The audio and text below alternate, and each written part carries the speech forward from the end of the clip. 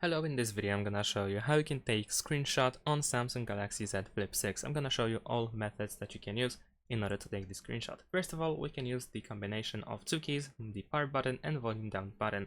If you press both of these buttons at the same time, then you will capture the screenshot. Now, in addition to that, we can also use the palm gesture, so you can swipe from one side to the other in order to make the screenshot, like so.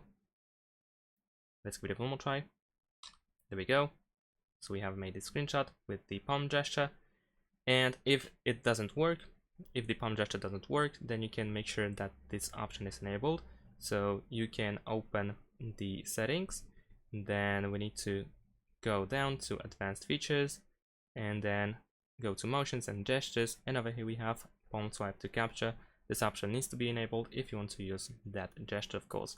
And finally, there's also one more way to capture the screenshot.